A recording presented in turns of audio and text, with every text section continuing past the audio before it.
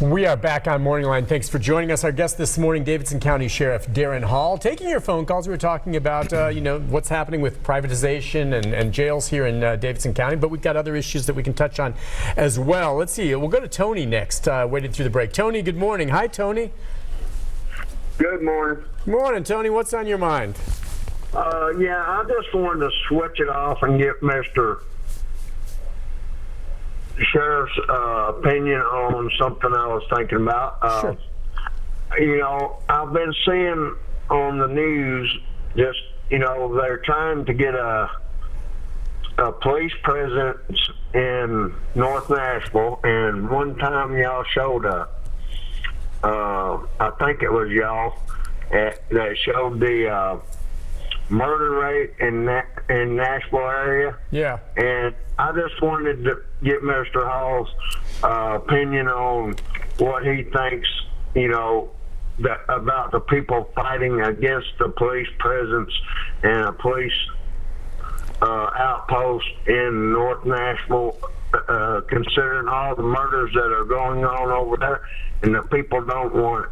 I just want to get his opinion on what he thinks about that. All right. That's a really good question. Probably not the best day to ask me this. I think activism in Nashville has got to be, we've got to figure out what we really want to do as a city, and you can't jump every time someone screams jump, and unfortunately that's where Nashville is right now. You know what an example is? I don't want to interrupt you too much, but I mean the Community Oversight Board, the executive director just resigned from that, whatever his title was. Now it's not his fault, and I don't know where the issue is, but that was passed very quickly in the wake of some high-profile police-involved shootings, and I understand the concern over all of that. Don't get me wrong, but these things just happen so quickly, and then what's happening with that? I mean, I thought it maybe would go places. I don't know if the Metro PD is not cooperating or not. I don't want to get too far afield, but the guy in charge of that just resigned, because I'm guessing, and I don't know. We haven't heard from him on why, but he just said, I'm done. I mean, the activism part of it, and sometimes it's such an, hey, I said this, the police cameras. Look, I've seen plenty of times where police body cameras really serve a purpose, but man, we passed that in a hurry without even considering the cost, and now that's on the back burner because it is super expensive.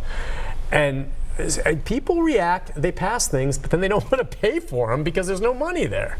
Right, and Tony was asking about police presence. Whether you want them or not, the sad part is you're not going to be able to afford them. I mean, you're not going to be able to afford them because of a lot of decisions are made in the way you're talking about. We have a $200 million building that should have been $100 million. That was done because of activism and a mayor at the time who wasn't willing to stand in the face of that and say, this is the right thing to do. Meaning that you felt it should have been, and a lot of people did, built out there in Harding instead of downtown. And so now people forget. $100 million more. People forget that part of our financial problems that we're talking about started back then, and all these decisions that you make. I mean, we were the same situation. We're out there in the wee hours of the night and late in the budget year.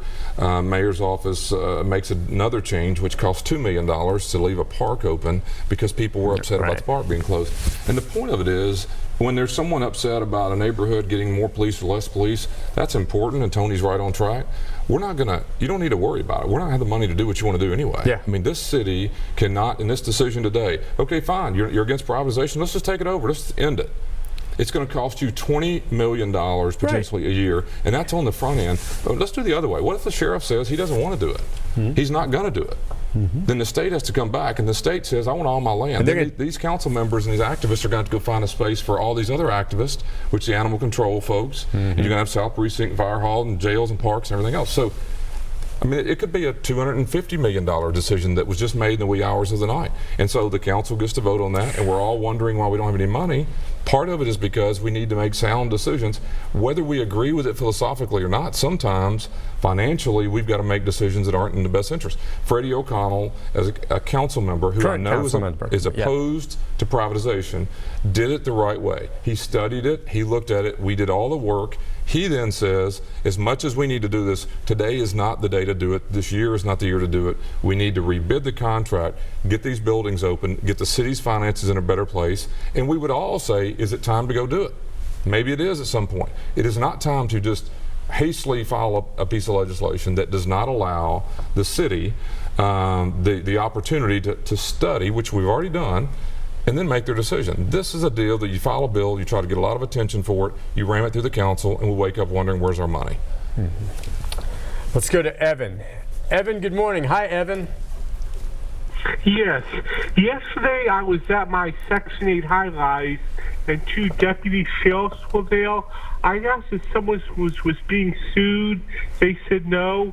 I asked if someone was being evicted.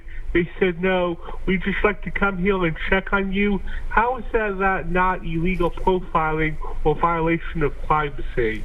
Yeah, they shouldn't be coming to check on you or anybody in particular. The court system has ordered us to be there, whatever they were doing. If you want to call the office, I surely will have someone look into that. We don't go looking for anyone, and quite frankly, we can't arrest you anyway, so there's no profiling. What we would be doing is serving a notice of the court. It could be one of those things you mentioned: eviction, could be a warrant, divorce, a civil warrant. We're not serving criminal warrants, so we wouldn't be out there, but it wouldn't be a profiling situation. And again, they're not necessarily obligated to tell you what I'm serving Nick Barris for, meaning if I'm serving you of a garnishment or so forth. But they should be there at the direction of the court only. They're not there to profile or just to check on you. We have had people over the years ask us to do welfare checks.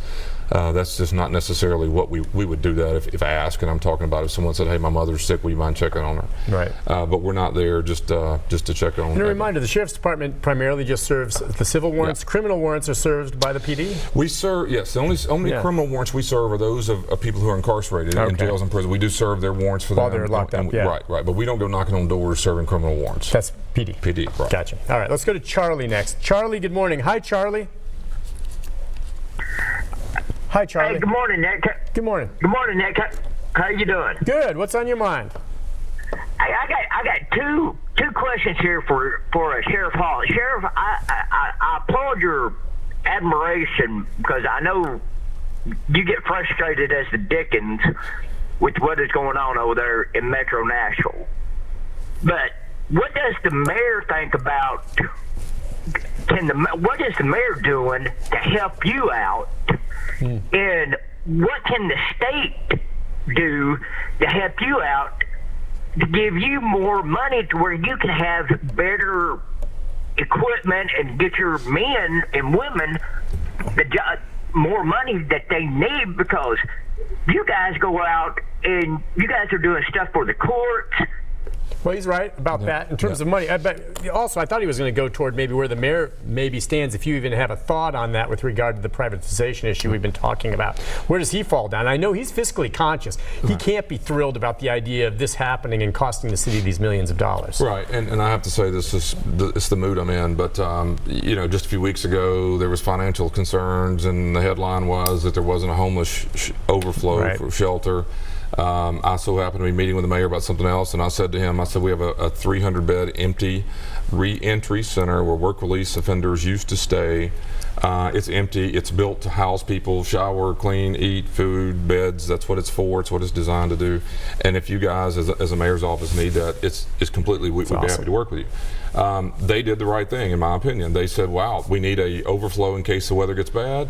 So their team got with our folks, and we provided the overflow shelter. The same conversation we're having today. So the first night there were 50 people, the next night 80 people, the next night 120 people. Somewhere in there, activists in Nashville said we were incarcerating homeless people. And so you can understand where the frustration is. The mayor was trying to address an issue. Financially, we don't have money to go buy new shelters for people, and as far as I know, homeless shelters historically have been gymnasiums and so forth where you're putting cots on the floor.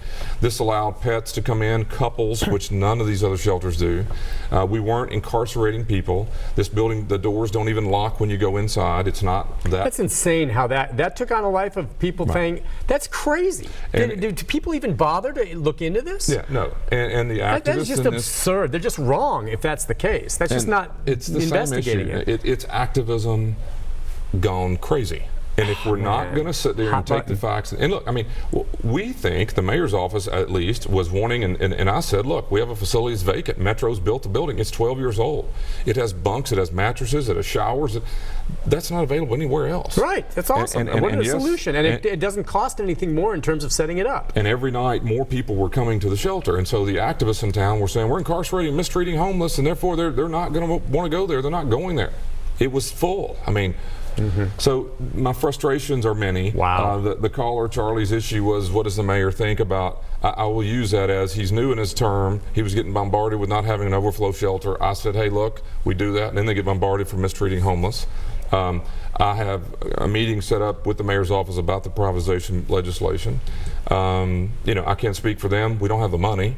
But I will say again, if the city wants us to run the facility at a better time in my time and the city's financial situation, I have no problem with that. We're not arguing to privatize right, now you or make not. that clear. Right, but I understand. I'm adamantly opposed to the way and when this was done. And we studied it, spent the energy to do it the right way, came to a conclusion, not me, but the, if you will, the activists in that room. And now, a new mayor, and a few weeks later, and a new council member, and we got legislation, and we're spending an inordinate amount of time this week explaining all this instead of doing the work of the people. All right, let's take another call from Ronnie. Ronnie, good morning. Hi, Ronnie. Hey, good morning. He answered one of my questions. They need to give them a grant about the security cameras that the police use, and they need to make more homeless shelters, or just try to find them homes to where cheap houses they can stay in and give them a job at doing anything. Yeah. Hey, Ronnie, I'll tell you, and I'm not the mayor's office spokesman, and I'm not here to defend or whatever, but it's approved, funded, ready to go between your building, Nick, and mine, which is a couple blocks. There is a 120-bed homeless apartment building being built starting any day now. That was approved, I believe, by Mayor Briley, and then again endorsed by Mayor Cooper. So there is a home place for them to live right over here, just a few blocks from where we're sitting, that will be under construction soon. And I don't disagree. You need a place for people to go. Homeless problem is significant around town. And my frustration is not that this was the right long-term solution. We were asked if there was an overflow in the mission and other places. We weren't asked. I offered, if there's an overflow, you're welcome to use a building designed to house people. So I don't disagree with Ronnie. They need homes. There is an investment the city's making in building some right across the road. You've been in politics, if you will, because you have to run as a sheriff. I mean, and I see you sometimes when you get very upset with these types of things where there's misinformation or people not doing their homework. I mean, this isn't all that much different than things you see these things come up, do they not? I mean, you've been sheriff for a while now, and I know every time one of these comes along, you get very upset with it. But I mean, can you just call them out sometimes? The fact that, and I didn't see this part of it, mere fact that you're offering this shelter and then people are saying you're incarcerating the homeless. What kind of idiot, and that's what they were, is calling that out? I mean, that's just awful, and that might even deter some who could have benefited from this from going because they think they're going to be locked up by you. Well, I mean, how do you not call them flat out? So some other networks here in town came and asked us some of these questions, and so that was their social media blowing up about it. You're locking down. One of the reporters for the local paper here wrote the very first night, what a great solution, locking them in a jail. And I wrote back, I don't hardly ever do this on Twitter, God forbid, and I wrote, this is exactly why people don't want to help. I mean, why are we even offering to go? I mean, I had staff I asked to go work and to help do this. This wasn't their job. We provided the facility, the supervision of the facility, transportation. We did all this work. We're not over the homeless. We were trying to help. The next day, we get people who were saying we were searching like we would prisoners. We're doing, when someone walks in a building, we're searching to make sure they have what they need, and if there's anything that we need to take off their medications, what they want. We're not incarcerating people. They weren't coming there as inmates. Right, and we never said, and again, everyone said it was, the next day it doubled, the next day every day there was, and people knew by then what was going on. So the point is, I've given up on people's interest in the facts. If it doesn't support their position, it's really not That's worthy. The sad state of reality this country in many ways is in right now, but things will come around. Listen, we've got to take a break on that note. When we come back, we've got more to talk about, including the last minute toy store. You guys are involved in that? We need to touch on that again. Is that cool? Which is a real positive thing. That'll put a smile on your face. Listen, we'll be back with more in our final segment with the Sheriff right after this.